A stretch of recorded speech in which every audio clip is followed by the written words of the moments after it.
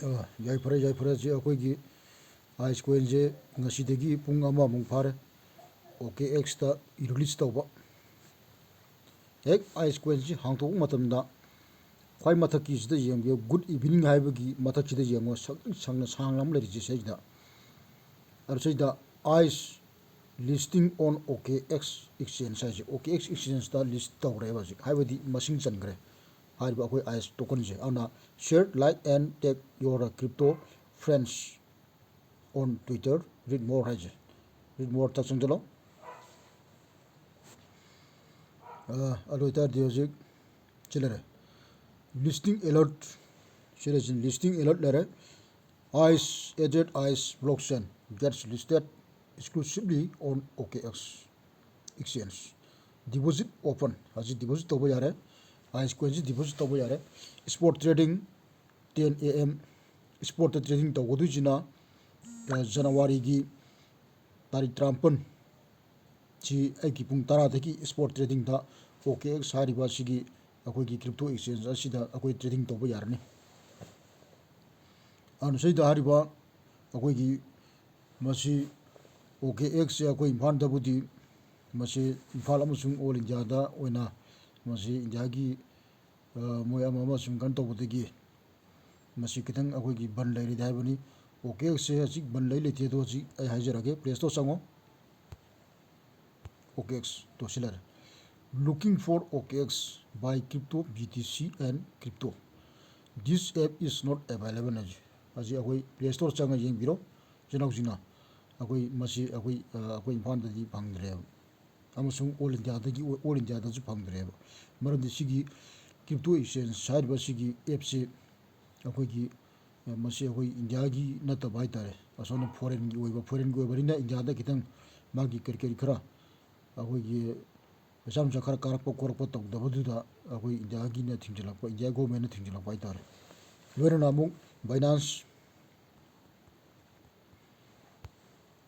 thinga looking for Binance BTC crypto and NEPs this app is not available haiba Binance thinga yamna exchange tawbu nungai bani adu Binance adu sigi posi asing or India gi oina India thingma je ko impan da ju thinga and impan amsung India da masi yadre adu haibo sigi OKX da akoi gi mumukta da akoi gi list tawreiba akoi gi ice token je masi OKX da list tawbani adu hana akoi chinau jingna OKX hana hanga lihawbo oitar gadi adum sina badi yai matam khar gi thingdong mali ko na mo hang torpadi yai mo yanra ga hang tor kini adu ko ka bilete mana sina ba yadu ji akoi gi ice token je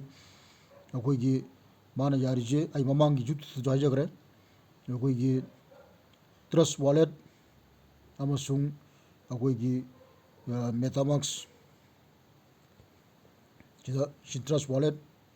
si metamask lere adagi trust wallet lere si hariba trust wallet hariba sidaju akoi gi masi trust wallet sidi akoi si yengji list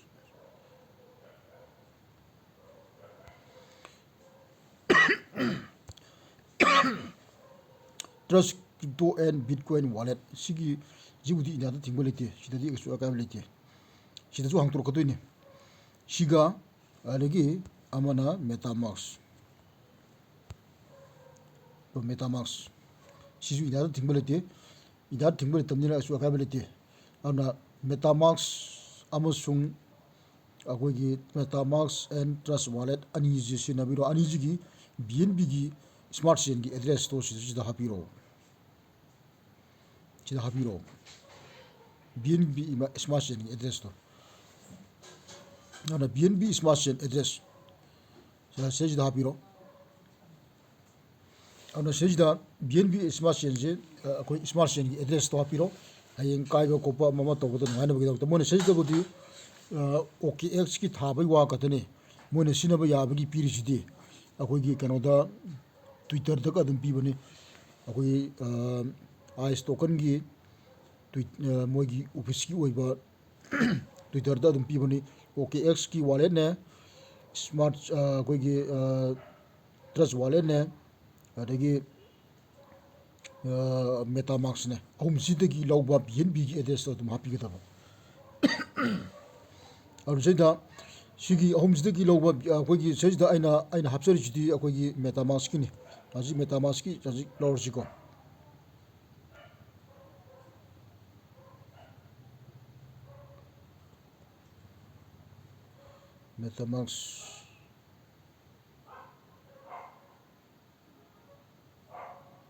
metamask की यहाँ पर जा रहे हैं देखिए अमर देखिए यहाँ पर जा रहे याद जा रहे रेटर दी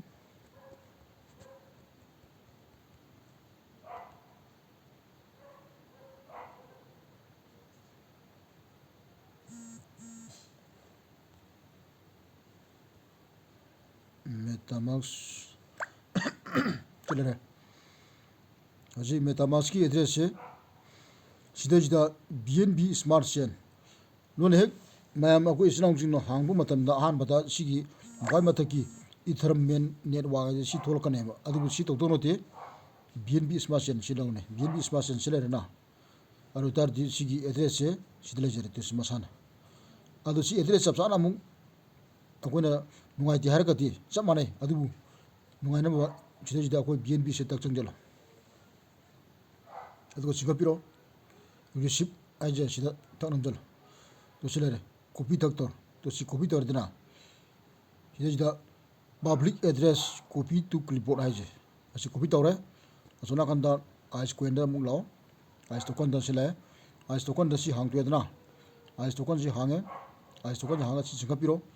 के सीधे BNB स्मार्ट चेन एड्रेस आइजे सिदा थक Namgyal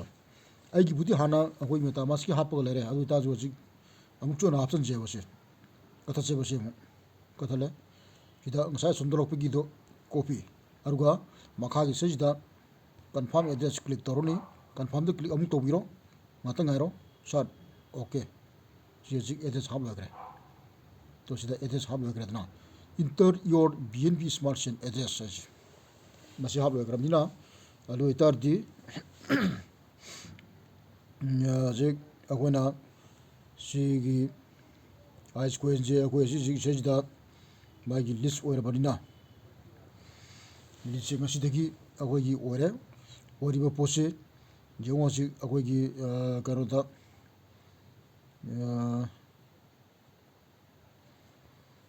OKX tar oiri poto hajarage OKX selare OKX tar magi ngansai punga mom farm ni kuma listed oirido treta sangjalo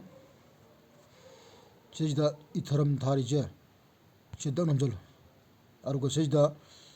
search symbol contact address है से था नमजल ICE आइस ओके फाइ मथकता नोंग मांबा गोई गोम लेरगा आइस आई जे सिले जे सेदा नमजल तो सिलेर ओके अरता जे से आइस लेर तो आइस तगी मथक पोस्ट ओम यारे हाबदी की पोतो सिलेर शॉप तो वो कोपो के तो बोलो याद रोम नीचे तो समझना आज तक की USD तो आइस टू USD मसी अकोई आइस कोइन से डिपॉजिट तौद्रीमीना आइस कोइन तो याव दबई वाने दी कई याव तार दी जे शॉप तो यार कथुने और सिगी शॉप तो से उसी मक्ति यागिरोय कोई कनो दगी जनवरी की date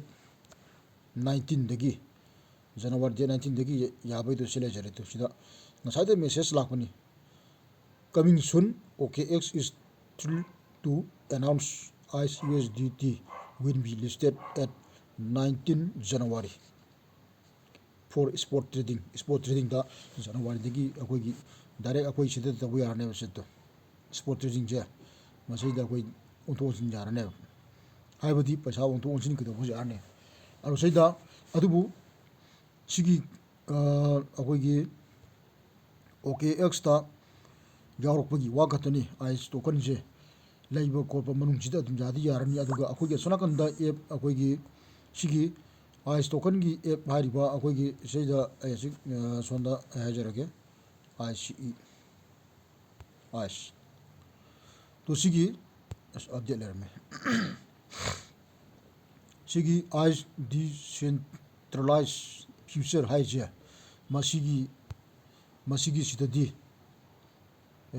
kaito kasin yabaki posidi akoigi masidagi thadokpa thajinba yaba OKX ta aragi metamask ta aragi trust wallet ta thajin yabaki pot oigadu jidi lakaduriba October ki tarik taret 2024 haibadi hujikse 2024 nidra 24 sigi akoi laiba coming October date 7 onward this year 2024 will be exchange and swap and everything will be accepted from coming October 2024. Okay, don't forget. Ana laiba October ki date 7 digi di akoi ultimately kudong sabasi later ne. An saida as ice coin je sigi akoi gi ice app se masidadi akoi gi ultimately kan tau bai tare. Sida this oiramina sidagi thau thajin jabadi sida toro ane adugi potudi October gi date kanu dagi 7 dagi aina je hajardo adune chinaw jingna kana boy chinaw jing restart tawta chinaw jingna akoi gi restart option biro agi YouTube asigi description da akoi gi agi referral link ice token gi referral link pirangoni haiba referral link adu da click option bibu option biraga download tawbiro download torga star amasung sign up tawba matamda akoi gi sigi agi BASAN basan haiba sigi basan se referral link je code se masi sinabiro masi code sinabo itadi adomju maki manungda akoi gi ice coin tara deki na kuntra manga swaiboxi kudokta maki mungda phangane ba jar mathan sigi kodong sabsini ko ado ice coin lamata mamanji hosi akoi all india infan da akoi gi mamanji lupa ke lege do hajera gi jingji ko gude changbiro chilare one ice coin for in India haji after the hosi today verse 24 hour ago after the amount da ice coin amaji lupa yakai mapan ga point 17 lere masi kitu haidari ni go to se 1.08% se minus pai tare ana ice coin manga da lupa sani moldra manga ga 0.85 siju minus 1.08% je minus apa minus kar chale ko 24 hours je argi ice coin tara da leri je lupa changwa ga moldra ma 3.71 wasiju 1.08% je 1.0% ata minus ko chatpa 50 ice coin da lising ani ga samapan yakani pan 0.55 lising ani ga samapan yakani pan CP arda di hosi ice coin je hosi ngasi hosi makki pung manga ga mini kunthom doi sei da ice coin lamki maman ji lupa yang khai mapan pi sin han di lupa sama ga khai hela mam adu hosi kitang haida bo oitar ga ju masi aduna chinaw jinga masi coin ji free den ko tan thuije paisa changa to banate paisa thada ka da invest to ko da ba hapchang ga da khochang ga da amta nate pura free 100% ne orije masi kudong sabasi loksam yoro chinaw singna ji ana yai pare aru seida resa tawul war matungda sigi asang buje sida thak nambiro nimit kudingi akoigi pung kumari kudingi ai pung trami ka tangare amungsu mai bonus phangada buje aduna pung kumari kudingi bonus phangbani bonus to phangno gi damak sigi asang ba gayanti par ka tawije to se tawidna to amung tawidna to gayanti par tawije sigi asang basida adum nambiyo pung kumari kudingi adum aduna sida pung trami ka tangare agi nango tawije ane yai pare